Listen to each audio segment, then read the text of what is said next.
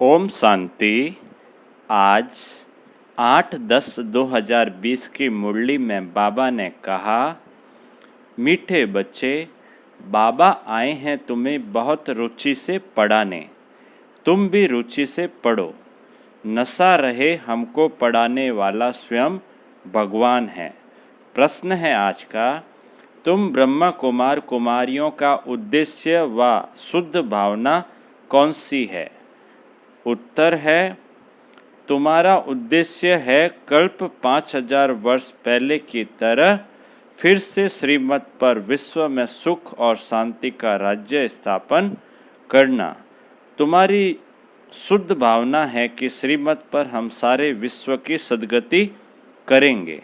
तुम नशे से कहते हो हम सबको सद्गति देने वाले हैं। तुम्हें बाप से पीस प्राइज मिलती है। नर्कवासी से स्वर्गवासी बनना ही प्राइज लेना है। अब सुनते हैं मुरली विस्तार से। ओम शांति। स्टूडेंट जब पढ़ते हैं तो खुशी से पढ़ते हैं। टीचर भी बहुत खुशी से रुचि से पढ़ाते हैं। रूहानी बच्चे ये जानते हैं कि बेहद का बाप जो टीचर भी है हमको बहुत रुचि से पढ़ाते हैं। उस पढ़ाई में तो बाप अलग होता है, टीचर अलग होता है जो पढ़ाते हैं। कोई कोई का बाप ही टीचर होता है ना, लौकिक में भी ऐसा कोई का बाप ही टीचर होता है। जो पढ़ाते हैं तो बहुत रुचि से पढ़ाते हैं, क्योंकि फिर भी ब्लड कनेक्शन होता है ना। तो उसका टीचर होगा बाप, तो उसको बेटे को बहुत अच्छी तरह रुचि से पढ़ाएगा, क्योंकि दोनों में ब्लड कनेक्शन है। अपना समझकर बहुत रुचि से पढ़ाते हैं। यह बाप तुम्हें कितना रुचि से पढ़ाते होंगे तो बच्चों को भी कितना रुचि से पढ़ना चाहिए। डायरेक्ट बाप पढ़ाते हैं और यह एक ही बार आकर पढ़ाते हैं। कब पढ़ाते हैं? संगम युग पर। बच्चों को रुचि बहुत चाहिए। बाबा भगवान हमको पढ़ाते हैं और हर बात अच्छी रीति समझाते रहते हैं। कोई कोई बच्चों को पढ़ते पढ़ते विचार आते हैं, यह क्या है? ड्रामा में यह आवागमन का चक्र है, परंतु ये नाटक रचा ही क्यों? इससे क्या फ़ायदा? बस सिर्फ ऐसे चक्र ही लगाते रहेंगे। इससे तो छूट जाएं तो अच्छा है। जब देखते हैं यह तो 84 का चक्र लगाते ही रहना है, तो ऐसे ऐसे ख्यालात आते हैं। भगवान ने ऐसा खेल क्यों रचा है जो आवागमन के चक्र से छूट ही नहीं सकते? इससे तो मोक्ष मिल जाए। ऐसे ऐसे ख्यालात कई बच्चों को आते हैं। इस आवागमन से दुख सुख से छूट जाएं। बाप कहते हैं यह कभी हो नहीं सकता। मोक्ष पाने के लिए कोशिश करना ही वेस्ट हो जाता है। बाप ने समझाया है, एक भी आत्मा पाठ से छूट नहीं सकती। आत्मा में अविनाशी पाठ भरा है, वह है ही अनादि अविनाशी। बिल्कुल एक्यूरेट एक्टर्स है, एक भी कम जास्ती नहीं हो सकते। तुम बच्चों को सारी नॉलेज है। इस ड्रामा के पाठ से कोई छूट नहीं सकता, न कोई मोक्ष पा सकता है। सब धर्म वालों को नंबर 1 आना ही है। बाप समझाते हैं यह बना बनाया अविनाशी ड्रामा है। तुम भी कहते हो बाबा अब जान गए कैसे हम 84 का चक्र लगाते हैं। यह भी समझते हो पहले पहले जो आते होंगे वह 84 जन्म लेते होंगे। पीछे आने वाले के जरूर कम जन्म होंगे। यहाँ तो पुरुषार्थ करने का है। पुरानी दुनिया से नई दुनिया जरूर बननी है। बाबा हर एक बात बार बार समझाते रहते हैं, क्योंकि नए नए बच्चे आते रहते हैं। उनको आगे की पढ़ाई कौन पढ़ाएं? तो बाप नए नए को देख फिर पुरानी पॉइंट्स की ही रिपीट करते हैं। तुम्हारी बुद्धि में सारी नॉलेज है। जानते हो शुरू से लेकर कैसे हम पाठ बजाते आए हैं। तुम यथार्थ रीति जानते हो कैसे नंबरवार आते हैं। कितने जन्म लेते हैं। इस समय ही बाप आकर ज्ञान की बातें सुनाते हैं। सतयुग में तो है ही प्रारब्ध, यह इस समय तुमको ही समझाया जाता है। सतयुग में तो क्या, अभी जो अपन ने कर्म किया उसकी प्रारब्ध मिलेगी ना, अभी जो पढ़ाई करेंगे उसकी प्रारब्ध हमको सतयुग में मिलेगी। यह इस समय तुमको ही समझाया जाता है। गीता में भी शुरू से फिर पिछाड़ी में यह बात आती है, मन मना भाव पढ़ाया जाता है स्टेटस पाने के लिए। तुम राजा बनने के लिए अब पुरुषार्थ करते हो, और धर्म वालों का तो समझाया है कि वह नंबरवार आते हैं। धर्म स्थापक के पिछाड़ी सबको आना पड़ता है, राजाई की बात नहीं। एक ही गीता शास्त्र है जिसकी बहुत महिमा है। भारत में ही बाप आकर सुनाते हैं और सबकी सद्गति करते हैं। वह धर्म स्थापक जो आते हैं वो जब मरते हैं तो बड़े बड़े तीर्थ बना देते हैं। वास्तव में सबका तीर्थ यह भारत ही है, जहाँ बेहद का बाप आते हैं। बाप ने भारत में ही आकर सर्व की सद्गति की है। बाप कहते हैं, मुझे लिबरेटर गाइड कहते हो ना, हम तुमको इस पुरानी दुनिया, दुख की दुनिया से लिबरेट कर शांति धाम सुख धाम में ले जाते हैं।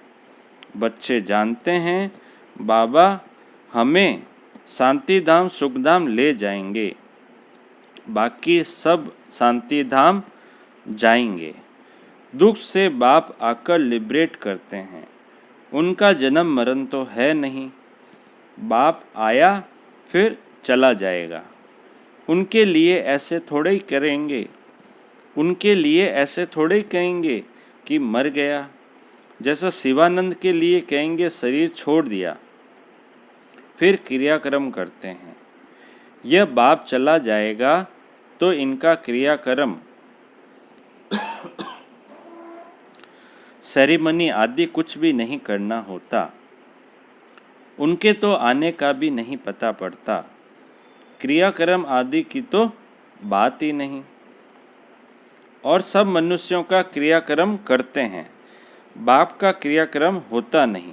क्यों नहीं होता? क्योंकि उनको शरीर ही नहीं है, तो क्रियाक्रम क्या करेंगे।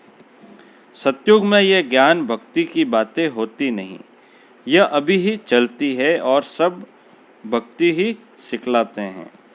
आधा कल्प है भक्ति, फिर आधा कल्प के बाद बाप आकर ज्ञान का वर्षा देते हैं। ज्ञान कोई वहाँ साथ नहीं चलता, वहाँ बाप को याद करने की दरकार ही नहीं रहती। मुक्ति में है, वहाँ याद करना होता है क्या? दुख की फरियाद वहाँ होती ही नहीं। भक्ति भी पहले अव्यभिचारी फिर व्यभिचारी, भक्ति भी पहले अव्यभिचारी फिर व्यभिचारी। इस समय तो अति व्यभिचारी भक्ति है, इसको रौरव नरक कहा जाता है। एकदम तीखे में तीखा नरक है। फिर बाप आकर तीखा स्वर्ग बनाते हैं। भी अंतिम स्टेज है ना नरक की, उसके बाद बाबा आए हैं और अब वापस स्वर्ग बनाते हैं। इस समय है 100% दुख, फिर 100% सुख शांति होगी। आत्मा जाकर अपने घर विश्राम पाएगी। समझाने में बड़ा सहज है। बाप कहते हैं, मैं आता ही तब हूँ जब नई दुनिया की स्थापना कर पुरानी का विनाश करना होता है। इतना कार्य सिर्फ एक तो नहीं करेंगे, खिदमतगार बहुत चाहिए। इस समय तुम बाप के खिदमतगार बच्चे बने हो, भारत की खास सच्ची सेवा करते हो। सच्चा बाप सच्ची सेवा सिखलाते हैं। अपना भी, भारत का भी और विश्व का भी कल्याण करते हो, तो कितना रुचि से करना चाहिए। बाबा कितनी रुचि से सर्व की सद्गति करते हैं। अभी भी सर्व की सद्गति होती है जरूर। यह है शुद्ध अहंकार, शुद्ध भावना। तुम सच्ची सच्ची सेवा करते हो, परंतु गुप्त। आत्मा करती है शरीर द्वारा। तुमसे बहुत पूछते हैं बीके का उद्देश्य क्या है? बोलो, बीके का उद्देश्य है विश्व में सतयुगी सुख शांति का स्वराज्य स्थापन करना। हम हर 5000 वर्ष बाद श्रीमत पर विश्व में शांति स्थापन कर विश्व शांति की प्राइज लेते हैं। यथा राजा रानी तथा प्रजा प्राइज लेते हैं। यथा राजा रानी तथा प्रजा प्राइज लेते हैं। नरकवासी से स्वर्गवासी बनना कम प्राइज है क्या? नरकवासी से स्वर्गवासी बनना कोई कम है क्या प्राइज? वह फिर प्राइज लेकर खुश होते रहते हैं, मिलता कुछ भी नहीं। सच्ची सच्ची प्राइज तो अभी हम बाप से ले रहे हैं, विश्व के बादशाही की। कहते हैं ना, भारत हमारा ऊंच देश है, कितनी महिमा करते हैं। सब समझते हैं हम भारत के मालिक हैं।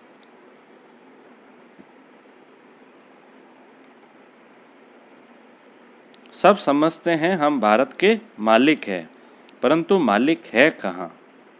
अभी तुम बच्चे बाबा की श्रीमत से राज्य स्थापन करते हो। हथियार पावर तो कुछ नहीं है, देवी गुण धारण करते हैं, इसलिए तुम्हारा ही गायन पूजन है।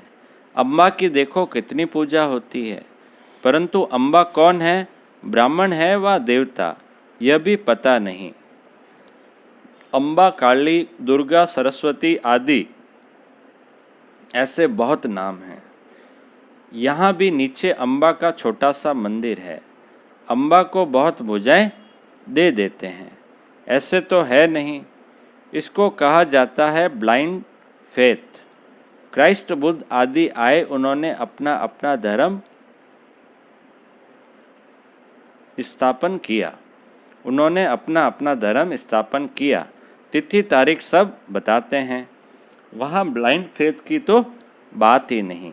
यहाँ भारतवासियों को कुछ पता नहीं है हमारा धर्म कब और किसने स्थापन किया, इसलिए कहा जाता है ब्लाइंड फेथ। अभी तुम पुजारी हो, फिर पूज्य बनते हो। तुम्हारी आत्मा भी पूज्य तो शरीर भी पूज्य बनता है। तुम्हारी आत्मा की भी पूजा होती है, फिर देवता बनते हो तो भी पूजा होती है। बाप तो है ही निराकार, वह सदैव पूज्य है, वह कभी पुजारी नहीं बनते। क्यों नहीं बनते? क्योंकि वो तो निराकार है, वो तो सिर्फ संगम युग में आते हैं। तुम बच्चों के लिए कहा जाता है आपे पूज्य आपे पुजारी। बाप तो एवर पूज्य है, यहाँ आकर बाप सच्ची सेवा करते हैं, सबको सद्गति देते हैं। बाप कहते हैं अब मामेकम याद करो, दूसरे कोई देहदारी को याद नहीं करना है। यहाँ तो बड़े बड़े लखपति करोड़पति जाकर अल्लाह अल्लाह कहते हैं, कितनी अंधश्रद्धा है। बाप ने तुमको हमसो का अर्थ भी समझाया है। वह तो कह देते शिवो अहम, आत्मा सो परमात्मा। अब बाप ने करेक्ट कर बताया है, अब जज करो भक्ति मार्ग में राइट सुना है या हम राइट बताते हैं। हमसो का अर्थ बहुत लंबा चौड़ा है, हमसो ब्राह्मण देवता क्षत्रिय। अब हमसो का अर्थ कौन सा राइट है? हम आत्मा चक्र में ऐसे आती है, विराट रूप का चित्र भी है, इसमें चोटी ब्राह्मण और बाप को दिखाया नहीं है। देवता कहाँ से आए, पैदा कहाँ से हुए? कलयुग में तो है शूद्र वर्ण, सतयुग में फट से, कलयुग में तो है शूद्र वर्ण, सतयुग में फट से देवता वर्ण कैसे हुआ? कुछ भी समझते नहीं। भक्ति मार्ग में मनुष्य कितना फंसा हुआ है। भक्ति मार्ग में फंसा हुआ रहता है ना हमेशा मनुष्य, तो भक्ति मार्ग में मनुष्य कितना फंसे रहते हैं। कोई ने ग्रंथ पढ़ लिया, ख्याल आया, मंदिर बना लिया, बस ग्रंथ बैठ सुनाएंगे। बहुत मनुष्य आ जाते, बहुत फॉलोवर्स बन जाते, फ़ायदा तो कुछ भी नहीं होता। फ़ायदा होता है क्या उससे? कुछ फ़ायदा नहीं होता है। बहुत दुकान निकल गए हैं, अब ये सब दुकान खत्म हो जाएंगे। ये दुकानदारी सारी भक्ति मार्ग में है। बाबा किस क्या कहते हैं इनको सबको? दुकानदार है ये सब। दुकानदारी है और ये सिर्फ भक्ति मार्ग में चलनी है। इनसे बहुत धन कमाते हैं। सन्यासी कहते हैं हम ब्रह्म योगी तत्व योगी है। जैसे भारतवासी वास्तव में है देवी देवता धर्म के, परंतु हिंदू धर्म कह देते हैं, वैसे ब्रह्मा तो तत्व है, ऐसे ब्रह्म तो तत्व है जहाँ आत्माएं रहती है। उन्हों को फिर ब्रह्म ज्ञानी तत्व ज्ञानी नाम रख दिया है, नहीं तो ब्रह्म तत्व है रहने का स्थान। तो बाप समझाते हैं कितनी भारी भूल कर दी है, यह सब है भ्रम, मैं आकर सब भ्रम दूर कर देता हूँ। भक्ति मार्ग में कहते भी हैं प्रभु, हे प्रभु तेरी गति मत न्यारी है। गति तो कोई कर न सके, मतें तो अनेका अनेक की मिलती है। यहाँ की मत कितनी कमाल कर देती है, सारे विश्व को चेंज कर देती है। अभी तुम बच्चों की बुद्धि में हैं, इतने सब धर्म कैसे आते हैं, फिर आत्माएं कैसे अपने अपने सेक्शन में जाकर रहती है। यह सब ड्रामा में नूंद है, बना बनाया ड्रामा है। यह भी बच्चे जानते हैं दिव्य दृष्टि दाता एक बाप ही है। बाबा को कहा यह दिव्य दृष्टि की चाबी हमको दे दो तो हम कोई को साक्षात्कार करा दें। बोला नहीं,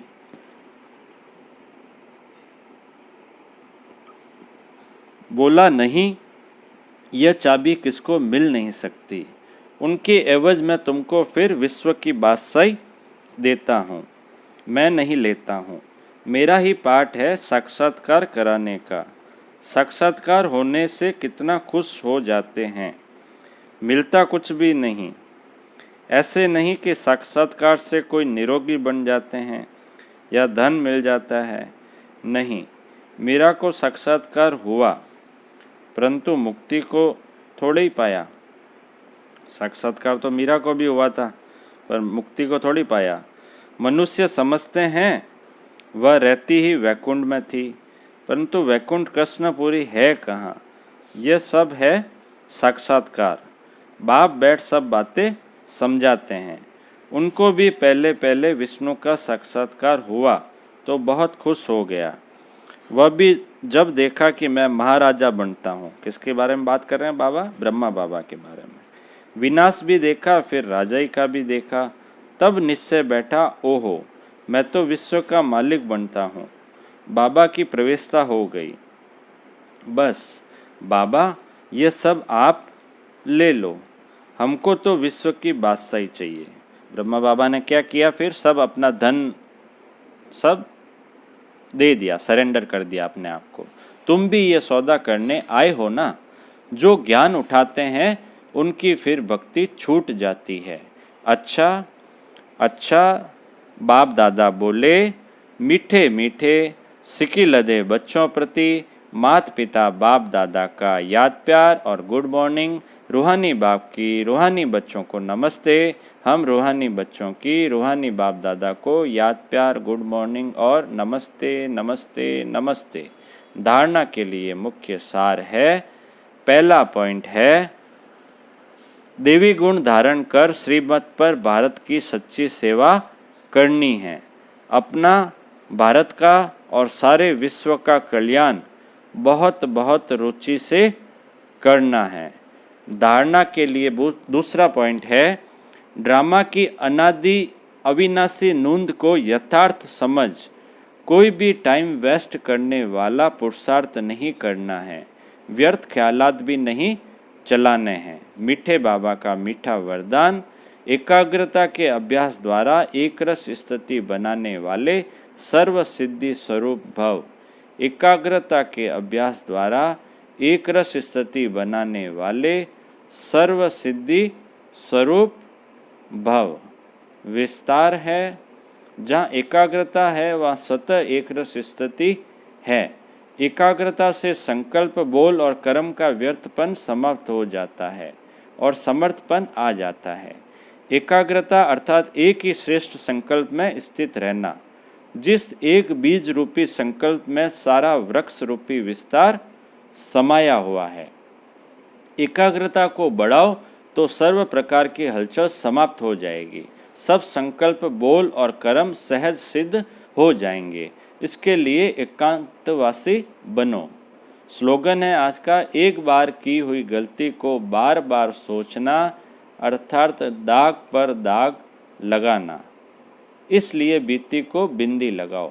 एक बार की हुई गलती को बार बार सोचना अर्थात दाग पर दाग लगाना, इसलिए बीती को बिंदी लगाओ। अच्छा, ओम शांति।